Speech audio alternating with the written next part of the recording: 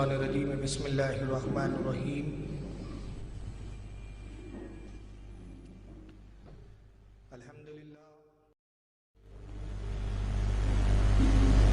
الحمدللہ الذی فضل علی سیدنا و مولانا محمد صلی اللہ علیہ وسلم علی العالمین جميعا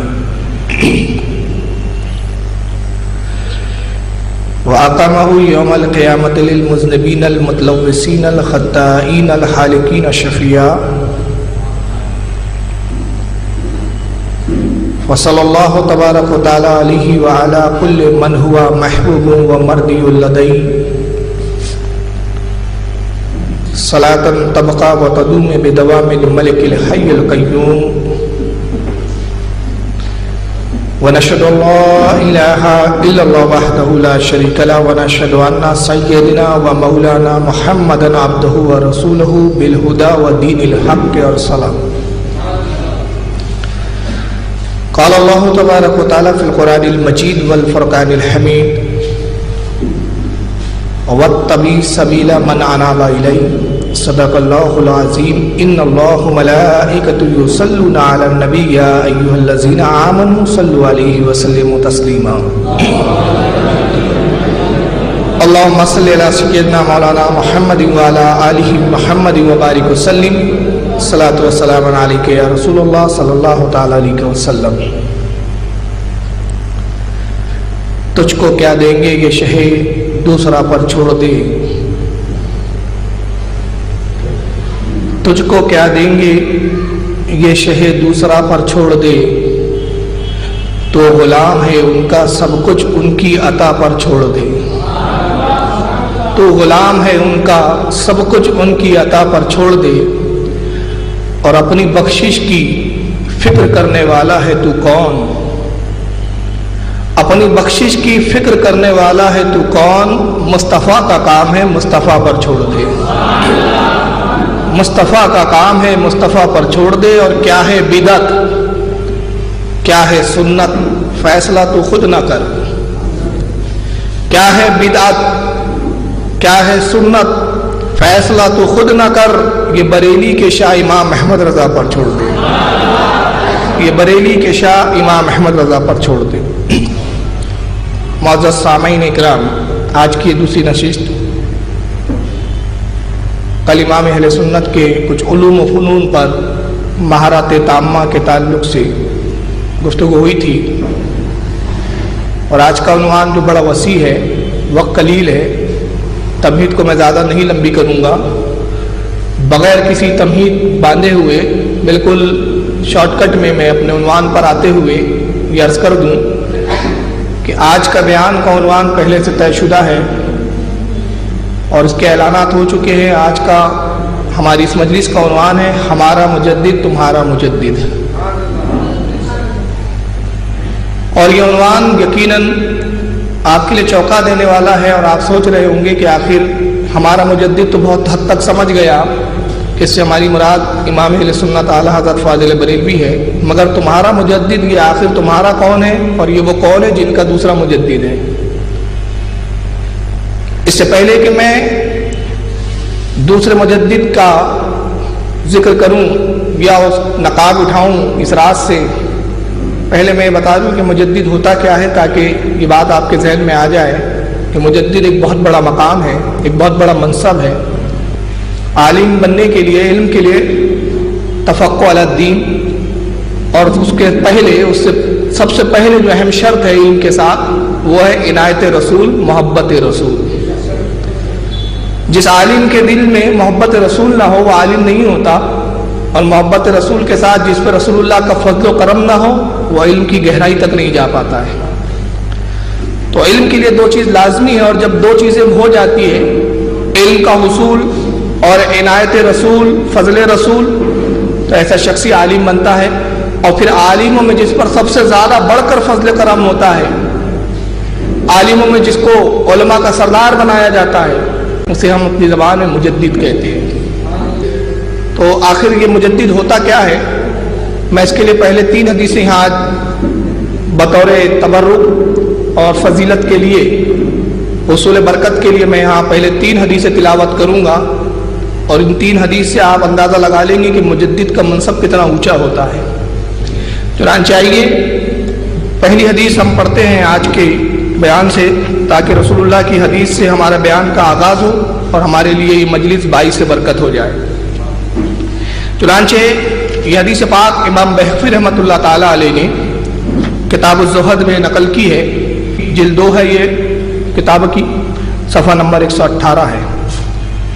اور حدیث نمبر 207 ہے۔ حضرت امام ابو نعیم رحمۃ اللہ تعالیٰ علیہ نے اپنی مشہور زمانہ حدیث کی کتاب حلیۃ الاولیاء جلد 8 صفحہ نمبر 200 پر بھی اس حدیث کا ذکر کیا ہے۔ اس کے علاوہ حضرت امام دیلمی رحمۃ اللہ تعالیٰ علیہ نے اپنی مشہور حدیث کی کتاب مسند الفردوس جلد نمبر 4 صفحہ نمبر 198 پر بھی اس حدیث کو نقل کیا ہے۔ امام بہقی نے اس کو جن الفاظوں میں نقل کیا میں انہی کے الفاظوں میں یہاں اس کو پڑھتا ہوں۔ کہتے ہیں کہ عن ابن عباس رضی اللہ تعالیٰ عنہما، حضرت ابن عباس یعنی عبداللہ ابن عباس جو حضور کے چچا زاد بھائی ہے، وہ روایت کرتے ہیں، ان سے روایت ہے، کہتے ہیں قالا، انہوں نے فرمایا کہ قال رسول اللہ صلی اللہ علیہ وسلم، اللہ کے نبی نے ارشاد فرمایا، من تمسک بسنتی عند فساد امتی فلا اجر 100 شہید۔ اللہ کے نبی نے ارشاد فرمایا کہ جس نے میری سنت کو مضبوطی سے تھامے رکھا، مضبوطی سے پکڑا، اس وقت کہ جب امت فساد میں مبتلا ہو جائے، امت فساد کی طرف راغب ہو جائے، امت میں فساد برپا ہو، ایسے عالم میں جس نے میری سنت کو مضبوطی سے تھاما، نبی پاک فرماتے فلاح اجر، اس کو اجر دیا جاتا ہے 100 شہیدہ، کتنے لوگوں کے برابر اجر دیا جاتا ہے؟ 100 شہیدوں کے برابر۔ تو مجدد وہ ہوتا ہے کہ جب فتنے برپا ہوتے ہیں دین کے نام پر، مجدد سنت کو تھامنے والا ہوتا ہے، یہ مجدد کی فضیلت ہے۔ اور وہ صرف سنتوں کو تھامتا نہیں ہے، بلکہ وہ سنتیں جو مٹائی جا چکی ہیں ان کو زندہ فرماتا ہے، ان کا حیا کرتا ہے، تو خود کتنے اجر کا ثواب کا مستحق ہوتا ہے؟ 100 شہیدوں کے برابر۔ تو 100 شہید جس جہاد میں شہید ہو جائے، جتنا اسلام کو اس سے فائدہ پہنچتا ہے، مجدد کو 100 شہیدوں کا برابر ثواب تو دیا جاتا ہے، فائدہ اس سے زیادہ پہنچتا ہے۔ اس کی وجہ کیا ہے؟ اس حدیث کی روشنی میں بات پتہ چلتی ہے کہ جب وہ کسی سنت کا احیا کرتا ہے، اس کو زندہ فرماتا ہے، تو جتنے لوگ اس پر عمل کرتے ہیں، جتنے لوگ اس حدیث پر عمل پیرا ہوتے ہیں، سب کو 100 شہیدوں کا ثواب، اور وہ سارے ثواب جو ہے تمام لوگوں کے افعال اور اعمال کے سنت پہ عمل کرنے کے اس مجدد کو بھی عطا کر دیے جاتے ہیں۔ آئیے دوسری ایک حدیث ہم تلاوت کرتے ہیں۔ اس حدیث کو حضرت امام ابن عساکر رضی اللہ تعالیٰ عنہ نے نقل کیا ہے تاریخ دمشق الکبیر کے اندر، اس کی جلد نمبر 1 ہے اور صفحہ نمبر 61 ہے۔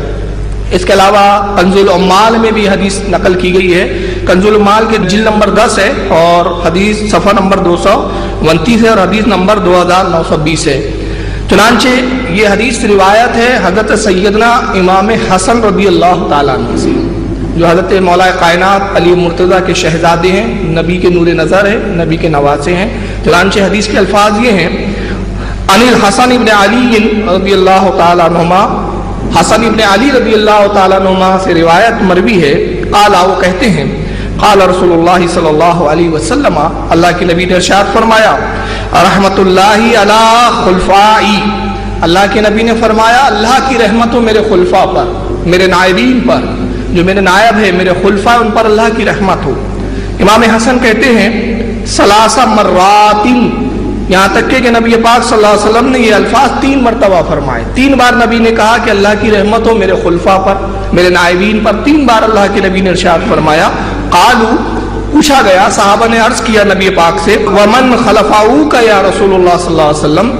اللہ کے نبی جس پر آپ رحمت بھیج رہے ہیں، جن خلفاء پر، یہ آپ کے خلفاء وہ کون ہیں جن پر آپ رحمت کی دعائیں فرما رہے ہیں؟ قالا، اللہ کے نبی ارشاد فرماتے ہیں، الذین یحیون سنتی، میرے خلفاء وہ ہیں جو میری مٹی ہوئی سنتوں کو زندہ کریں گے۔ مجدد کا سب سے بڑا کام یہی ہوتا ہے کہ مجدد مٹی ہوئی سنتوں کا احیا کرتا ہے، اس کو زندہ فرماتا ہے، دین کے نام پہ جو فتنے اور فساد برپا ہوتے ہیں اس کو وہ جو ہے دور کر دیتا ہے اور دین کو نکھار کے پھر لوگوں کے سامنے پیش کر دیتا ہے۔ آئیے، یہ سیاستہ کی کتاب ہے، سیاستہ میں اس کا شمار ہے، اس کا نام ہے سنن ابو داؤد شریف، یہ میرے ہاتھ میں اس وقت موجود ہے، اس کی جلد سوم ہے، تیسری جلد ہے، اور یہ بخاری مسلم کے بعد تیسرے نمبر پر یہ کتاب جو ہے سیاہ ستہ میں شمار ہوتی ہے۔ امام ابو داؤد رضی اللہ تعالیٰ عنہ نے اس کتاب کو جو ہے ابو داؤد شریف میں حدیث نمبر 887 اس حدیث کے نمبر کے تحت یہ حدیث لائی ہے، اور اس کا جو ہے کتاب الملاحم یعنی جنگوں کا بیان، جہاد کا جہاں ذکر کیا جا رہا ہے وہاں اس حدیث کو لاتے ہیں۔ گویا امام ابو داؤد اس باب میں، اس کتاب میں کہ جہاں جہاد اور جنگ کا ذکر ہے وہاں یہ حدیث لا کے بتاتے ہیں کہ مجدد چاہے وہ قلم سے کام لے دین کی تحفظ کے لیے، چاہے زبان سے لے، اس کا ثواب جہاد کے برابر ہوتا ہے۔ یہ گویا امام ابو داؤد اپنا عقیدہ بتا رہے ہیں۔ چنانچہ ابو داؤد کی سنن ابو داؤد کی جلد 3 صفحہ نمبر اس کا 308 ہے اور حدیث نمبر 887 ہے۔ یہ حدیث روایت ہے حضرت ابو ہریرہ رضی اللہ تعالیٰ عنہ سے۔ امام ابو داؤد پوری سند کے ساتھ حدثنا سلیمان بن داؤد اور فلاں بن فلاں فلاں بن پوری سند کے ساتھ اس حدیث کو ذکر کرتے ہوئے حضرت امام ابی علقمہ اور پھر ان سے امام حضرت ابو ہریرہ صحابی رسول تک سند پہنچا کے کہتے ہیں فیما علم، جو کچھ مجھے علم ہے، ان رسول اللہ صلی اللہ علیہ وسلم سے، نبی پاک سے جو کچھ مجھے علم پہنچا اس علم میں یہ بھی بات ہے کہ قال، اللہ کے نبی نے ارشاد فرمایا، ان اللہ یبعث لہذہ الامتی علی راس کل مئۃ سنۃ من یجد اللہ دینہا، کہ اللہ کے نبی نے ارشاد فرمایا کہ ان اللہ بے شک یبعث لہذہ الامتی، اللہ تعالیٰ اس امت میں مبعوث فرماتا ہے، بھیجتا ہے،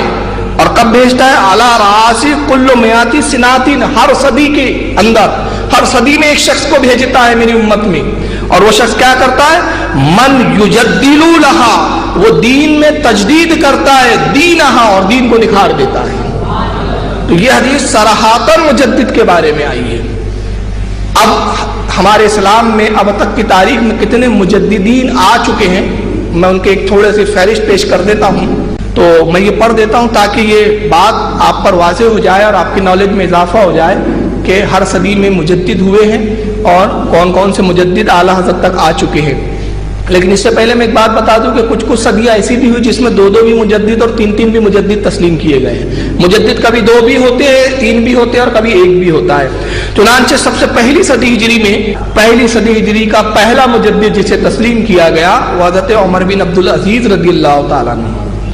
حضرت عمر بن عبدالعزیز پہلے صدی کے پہلے مجدد ہے۔ جب دوسری صدی آتی ہے تو دوسرے صدی میں اللہ تعالیٰ نے اپنے دین کے نکھار کے لیے جس کو مجدد بنا کے مبعوث فرمایا وہ حضرت امام محمد بن ادریس رضی اللہ تعالیٰ عنہ، یہ جن کو ہم امام شافعی رحمۃ اللہ علیہ کے نام سے یاد کرتے ہیں۔ ان کا اصل نام ہے محمد بن ادریس یعنی امام شافعی۔ اور اسی صدی میں ایک اور امام ہے حضرت امام ابو الحسن اشعری رضی اللہ تعالیٰ عنہ، ان کو بھی مجدد تسلیم کیا گیا ہے۔ تیسری صدی میں حضرت امام ابو منصور ماتریدی رحمۃ اللہ تعالیٰ علیہ مجدد ہیں، اور اس کے علاوہ امام ابو جعفر طاہوی رحمۃ اللہ تعالیٰ علیہ جو حنفی مسلک کے بہت بڑے امام گزرے ہیں، یہ تیسری صدی میں امام تسلیم کیے جاتے ہیں۔ اور اسی طرح بعض لوگوں نے حضرت امام ابن جریر رحمۃ اللہ تعالیٰ علیہ کو بھی تیسری صدی ہجری کا مجدد تسلیم کیا ہے۔ چوتھی صدی کے جو مجدد ہے وہ امام ابو حامد الاسرفائینی رضی اللہ تعالیٰ عنہ، اور 5ویں صدی کے مجدد ہے حضرت سیدنا امام محمد غزالی رحمۃ اللہ تعالیٰ علیہ۔ اسی طرح 6ویں صدی ہجری میں جو مجدد تشریف لاتے ہیں وہ ہے حضرت امام فخر الدین رازی رحمۃ اللہ تعالیٰ علیہ، جن کی تفسیر کبیر قرآن کی تفسیر بڑی مشہور و معروف ہے، اور بے شمار آپ نے مناظرے کیے اور ہزاروں عیسائیوں کو مناظروں میں شکست دے کر آپ نے اسلام میں داخل فرمایا ہے۔ چنانچہ یہ 6 صدی ہجری کے مجدد کہلاتے ہیں۔ 7ویں صدی ہجری میں جو مجدد آتے ہیں ان کا نام ہے امام تقی الدین بن دقیق رحمۃ اللہ تعالیٰ علیہ۔ 8ویں صدی ہجری میں حضرت حافظ زین الدین عراقی رحمۃ اللہ تعالیٰ علیہ۔ اسی طرح اسی صدی میں یعنی 8ویں صدی ہجری میں دوسرے ایک اور مجدد تسلیم کیے گئے حضرت امام شمس الدین جزری رحمۃ اللہ تعالیٰ علیہ۔ 9ویں صدی کے جو مجدد ہے وہ ہے خاتم الحفاظ حضرت امام جلال الدین سیوطی رحمۃ اللہ تعالیٰ علیہ، اور اسی 9ویں صدی میں ایک دوسرے امام حضرت امام شمس الدین سخاوی رحمۃ اللہ تعالیٰ علیہ کو بھی مجدد تسلیم کیا گیا ہے۔ 10ویں صدی ہجری کے مجدد ہے حضرت علامہ شمس الدین بن شہاب رملی رضی اللہ تعالیٰ عنہ۔ 11वीं सदी हिजरी के मुजद्दिद है हज़रत शेख अहमद सरहंदी मुजद्दिद अल्फसानी रहमतुल्लाह ताला अलैह। और उलमा ने इनके तजदीदी कारनामों को देखकर जो इन्हें लक़ब दिया वो दिया मुजद्दिद अल्फसानी, यानी 1000 सदी का मुजद्दिद। वरना हदीस तो यह है कि 100 साल का, लेकिन काम इतना बड़ा कर गए कि जो 1000 सदियों पर हावी है। और 12वीं सदी हिजरी के जो मुजद्दिद है वो हज़रत सुल्तान मुहिउद्दीन औरंगज़ेब आलमगीर रहमतुल्लाह ताला अलैह, ये भी अपने सदी के मुजद्दिद है। उसी ज़माने की 12वीं सदी हिजरी के 3 मुजद्दिद है, जिसमें एक इमाम हज़रत औरंगज़ेब को तस्लीम किया गया, दूसरे हज़रत इमाम मोहम्मद अब्दुल बाकी ज़रकानी रहमतुल्लाह ताला अलैह, और तीसरा मुजद्दिद जिन्हें तस्लीम किया गया वह हज़रत इमाम अब्दुल गनी नाबलसी रज़ियल्लाहु ताला अन्हु। 13वीं सदी हिजरी का जो मुजद्दिद है वह है हज़रत शाह अब्दुल अजीज मुहद्दिद दहलवी रहमतुल्लाह ताला अलैह। और 14वीं सदी हिजरी के मुजद्दिद है इमाम अहमद रज़ा मुहद्दिस बरेलवी रज़ियल्लाहु ताला अन्हु। और ये 4वीं सदी ये हमारे इमाम अहमद रज़ा फाजिल बरेलवी की सदी है। लिहाजा ये फहरिस्त बताती है कि पहली सदी हिजरी से लेकर 14वीं सदी हिजरी तक हर सदी में मुजद्दिद अल्लाह ताला भेजता रहा, और जब चाहेगा अल्लाह ताला अपने दीन के निखार के लिए मुजद्दिद भेजता रहेगा। लेकिन आइए अब मैं उन्वान पर आता हूँ, और उन्वान है कि हमारा मुजद्दिद तुम्हारा मुजद्दिद। बात हम अपने सदी की कर रहे हैं, अपने दौर की कर रहे हैं। सवाल ये पैदा होता है कि हम इमाम अहमद रज़ा को मुजद्दिद मानते हैं, तो ये हम मानते हैं, मगर क्या हमारे फरीक, हमारे मुखालिफीन जो दूसरे फ़िरके के हजरात हैं, क्या वो भी आला हज़रत को मुजद्दिद मानते हैं? तो ज़ाहिर है जब वो आला हज़रत को ही मौलाना और आलिम नहीं मानते, उन्हीं की इज़्ज़त और एहतराम के कायल नहीं, तो सीधी सी बात है कि उन्हें मुजद्दिद कैसे तस्लीम करेंगे? तो आखिर फिर वो किसको मुजद्दिद कहते हैं? तो 14वीं सदी हिजरी का जो मुजद्दिद बताते हैं